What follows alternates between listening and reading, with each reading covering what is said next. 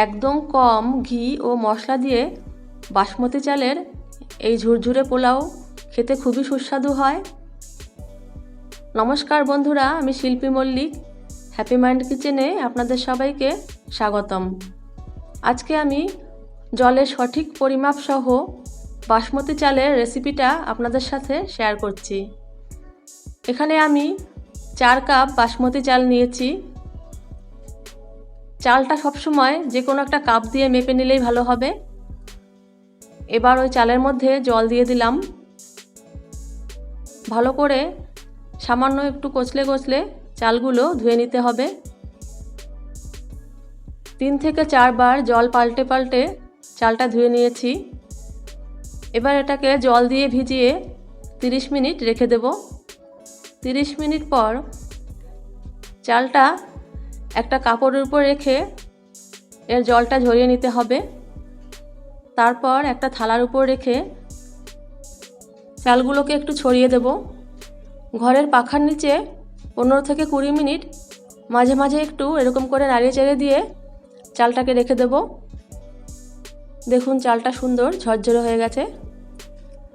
বন্ধুরা, আপনারা যারা এখনও এই চ্যানেলটি সাবস্ক্রাইব করেননি, প্লিজ সাবস্ক্রাইব করে দেবেন। একটা পাত্রের মধ্যে 7 কাপ জল নিলাম, তার মধ্যে তেজপাতা ছেড়ে দিচ্ছি। যেই কাপ দিয়ে চাল নিয়েছিলাম সেই কাপ দিয়েই এই জলটা মাপতে হবে। এবার ওই জলটাকে গরম করে নেব। কড়াইতে 2 টেবিল চামচ রিফাইন্ড তেল দিলাম আর 1 চামচ ঘি দিলাম। ভালো করে মিশিয়ে নিয়ে গোটা গরম মশলা ফোড়ন দিচ্ছি। দারচিনি, এলাচ, লবঙ্গ আর গোলমরিচ, পেঁয়াজ কুচি দিয়ে দিলাম। গ্যাসের ফ্লেমটা মিডিয়াম রেখে পেঁয়াজটা ভেজে নেব। একটা ছোট্ট টিপস, পেঁয়াজটা কিন্তু একদম লাল করে ভাজা যাবে না। মোটামুটি এরকম মাঝারি মতো ভাজা হলেই এর মধ্যে চালটা দিয়ে দিচ্ছি। চাল দেওয়ার পর গ্যাসের ফ্লেমটা মিডিয়াম রেখেই 10 মিনিট চালটাকে ধীরে ধীরে উল্টে পাল্টে একটু ভেজে নেব। দিয়ে দিচ্ছি কাজু বাদাম, কিশমিশ, আদা বাটা, রসুন বাটা, চিনি, কাঁচা লঙ্কা, মাঝখান থেকে কেটে দিচ্ছি কাঁচা লঙ্কা। এবার আরও 10 মিনিট গ্যাসের ফ্লেমটা মিডিয়াম রেখে ভেজে নেব। যখন দেখবেন কালারটা এরকম পরিবর্তন হয়ে গেছে, এর মধ্যে সেই গরম করে নেওয়া জলটা দিয়ে দিলাম, যে জলটা আমরা মেপে নিয়েছিলাম। তার মধ্যে 1 কাপ দুধ দিয়ে দিচ্ছি। চাল মাপা কাপ দিয়েই দুধটা দিতে হবে।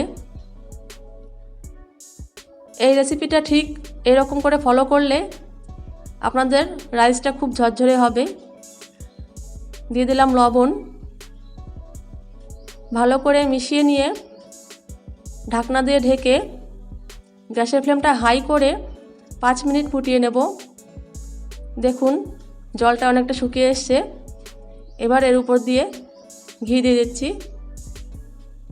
আলতোভাবে একটু নাড়িয়ে চাড়িয়ে ঢাকনা দিয়ে ঢেকে দিয়ে গ্যাসের ফ্লেমটা একদম লো করে দিয়ে 10 মিনিট রেখে দেব। এর মধ্যে এখনও জল আছে। লো ফ্লেমে 10 মিনিট ঢেকে রাখলেই এই জলটা একদম শুকিয়ে যাবে আর চালটা ঝরঝরে হয়ে আসবে। দেখুন কত সুন্দর ঝরঝরে পোলাও তৈরি হয়ে গেল খুব সহজেই। বন্ধুরা, এই রেসিপিটা কেমন লাগলো কমেন্টে প্লিজ জানাবেন। ভালো লাগলে লাইক করবেন। চিকেনের সাথে পরিবেশন করছি ঝুরঝুরে পোলাও। এই রেসিপিটা খুব সহজেই আপনারা করে নিতে পারবেন। Thank you.